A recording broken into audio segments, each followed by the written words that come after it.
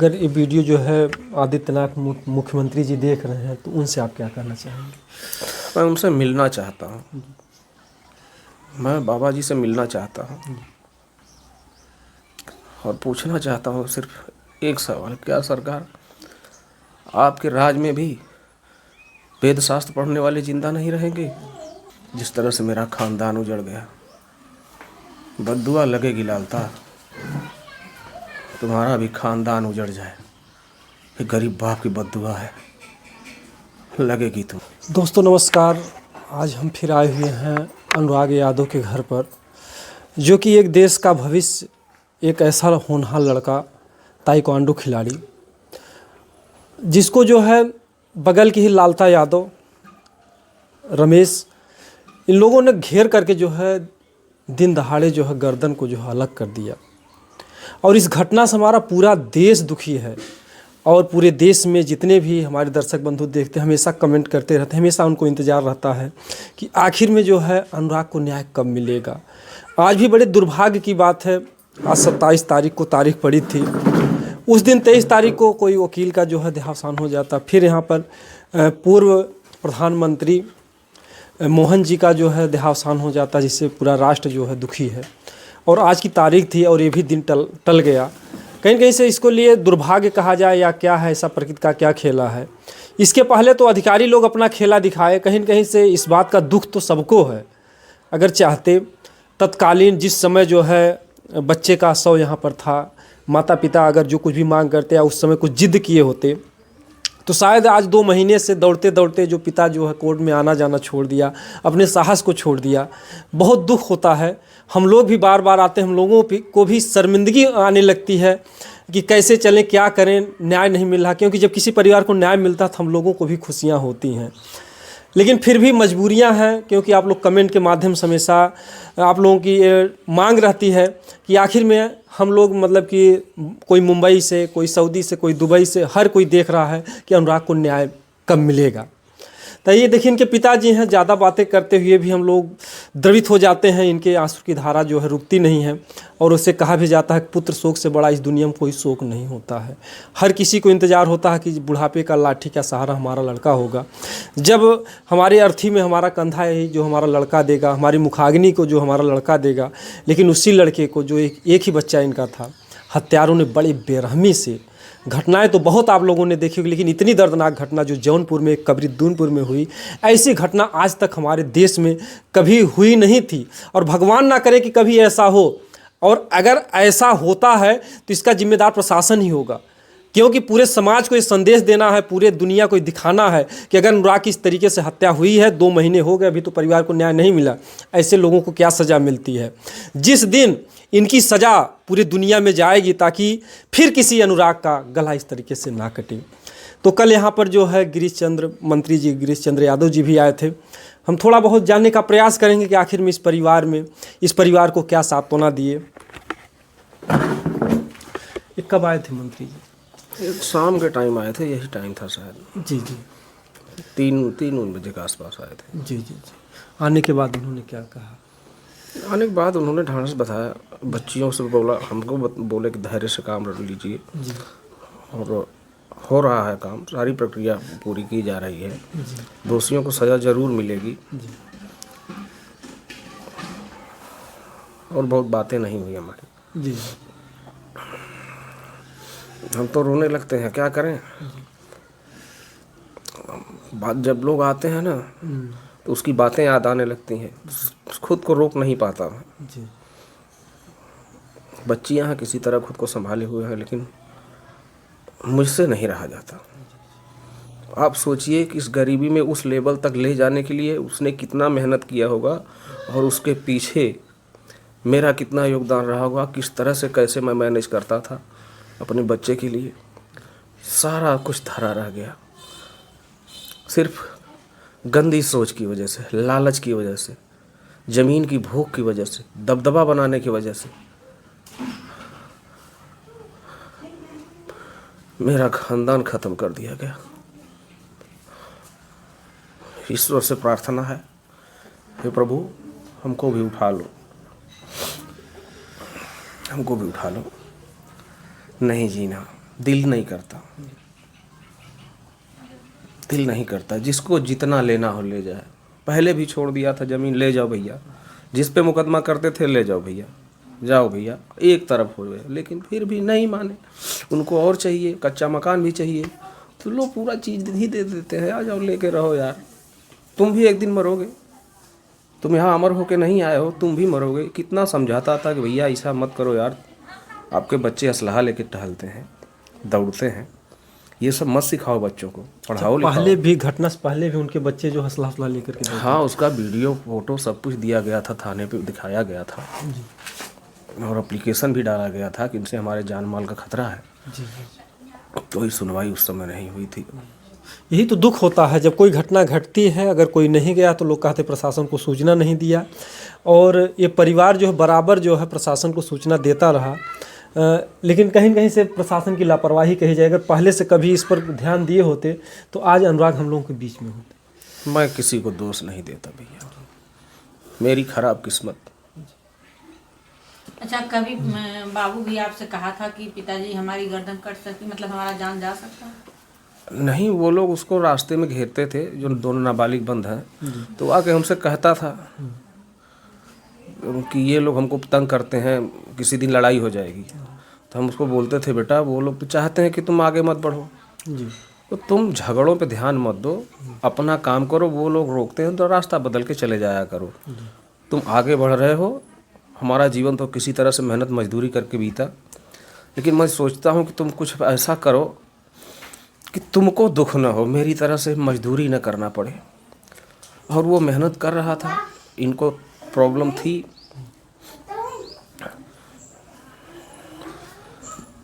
तो छेड़ते थे पहले भी रास्ते में, मतलब परेशानी में, मतलब डालते थे कि किसी तरीके से झगड़ा करें, हमको चांस मिले। हाँ, झगड़ा करें, FIR करवा दें इनके नाम से, तो नौकरी चाकरी बाद में दिक्कत हो जाएगी। क्योंकि वो खेल रहा था, नौकरी आराम से मिलती उसको, जी।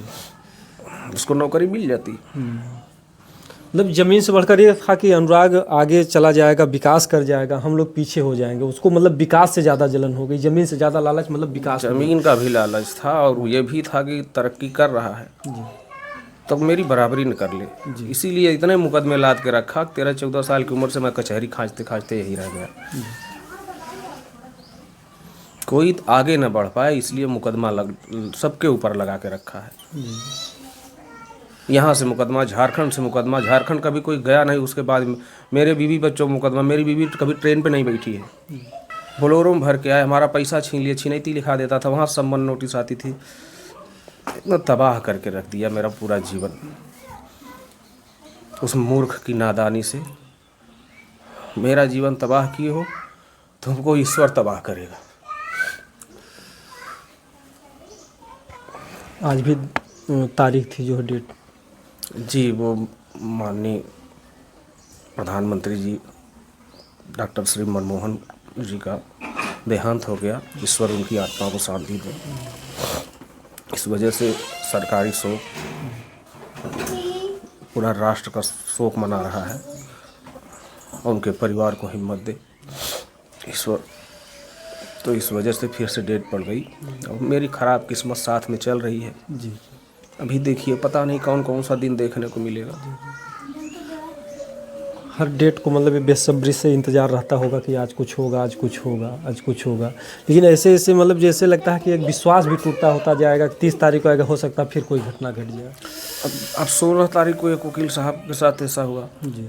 20 का डेट पड़ा तो उस दिन प्रस्ताव हुआ चुनाव का, कोर्ट में काम नहीं हुआ। 23 का पड़ा तो 23 को फिर एक वकील साहब जो है चल बसे। फिर 27 था, पूर्व प्रधानमंत्री जी चले गए। तो कहीं ना कहीं हमारे ही डेट के दिन सब कुछ होना है। तो मेरी ख़राब किस्मत, उनकी अच्छी किस्मत। कहीं ना कहीं से अगर देखा जाए तो प्रकृति भी कहीं ना कहीं से मतलब इसमें धोखा दे रही है। हम कुछ कह नहीं सकते ऊपर वाले को, लेकिन एक जो मतलब कि अधिकारी थे पहले, वो लोग कुछ लापरवाही किए, नहीं तो अब तक तो न्याय मिल गया होता। जब हम इंसानों को दोष नहीं देते हैं भैया, तो ईश्वर को कैसे दोष देते? जब हम इंसान को दोष नहीं देते, आपने कहा ना लापरवाही, हमने कहा किसी को दोष नहीं देना भैया, तो हम भगवान को कैसे दोष दे सकते हैं? दोष मैं खुद का देता हूँ कि मेरी खराब किस्मत। अपना ही कर्म मतलब पूर्व जन्म का हो सकता है कुछ हमें भरना पड़े। कुछ बिगाड़ा था तो पिछले जन्म में, इस जन्म में तो नहीं बिगाड़ा किसी का, लेकिन पिछले जन्म में कुछ बिगाड़ा था, इस जन्म में भर रहा था, ईश्वर ने ब्याज सहित वसूल लिया। लेकिन लालता अच्छा नहीं किए यार, तुम जान मार दिया मेरे बच्चे को।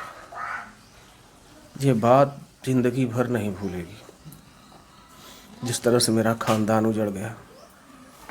बद्दुआ लगेगी लालता, तुम्हारा भी खानदान उजड़ जाए, ये गरीब बाप की बद्दुआ है, लगेगी तुमको। कहा भी गया है कि दुर्बल को न सताइए जाकी मोटी हाय, और मुई खाल की श्वास और सार भस्म हो जाए। जो लोग भी, यही लालता ही नहीं से तमाम जो है लोग गरीबों को सता रहे हैं, परेशान कर रहे हैं, जबकि साथ में कुछ जाता नहीं। ज़मीनी विवाद में इतना बड़ा महाभारत हो गया जिसका आज भी लोग गाथा गाते हैं। और आज भी इस कलयुग में, जबकि जो है जब देवरिया में घटना होती है तब जोगी जी आदेश देते हैं जितने ज़मीनी विवाद उनको निपटाए जाए, जो कुछ भी है। लेकिन यहाँ पर बड़े दुख की बात है कि जब ये लोग जाते थे तो अधिकारी लोग ही कहते थे कि ज़मीन जो है खून मांग रही है, ऐसी भी कुछ बातें आती थी। जी जाने दीजिए, वो दरोगा साहब लाइन हाजिर हो गए हैं।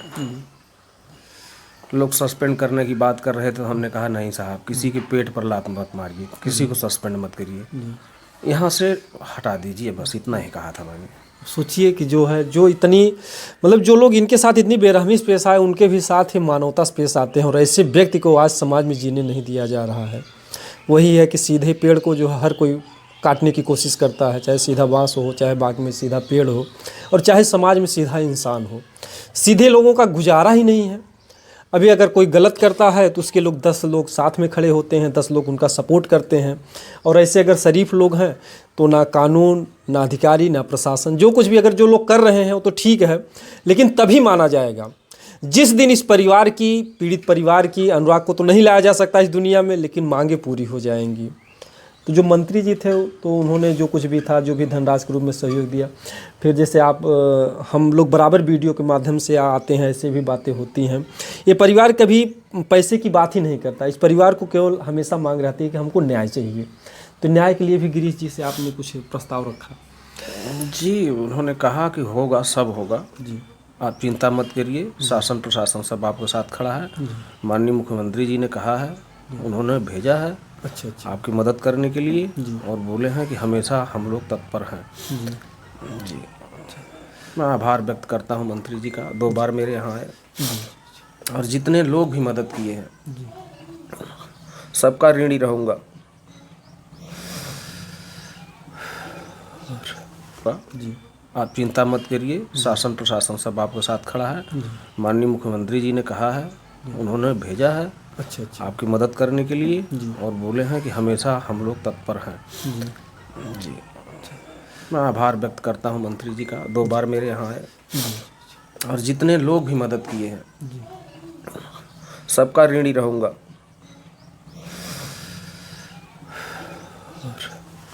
अगर ये वीडियो जो है आदित्यनाथ मुख्यमंत्री जी देख रहे हैं तो उनसे आप क्या कहना चाहेंगे? मैं उनसे मिलना चाहता हूँ, मैं बाबा जी से मिलना चाहता हूँ, और पूछना चाहता हूँ सिर्फ एक सवाल, क्या सरकार आपके राज में भी वेद शास्त्र पढ़ने वाले जिंदा नहीं रहेंगे? अगर ये वीडियो जो है आदित्यनाथ मुख्यमंत्री जी देख रहे हैं तो उनसे आप क्या कहना चाहेंगे?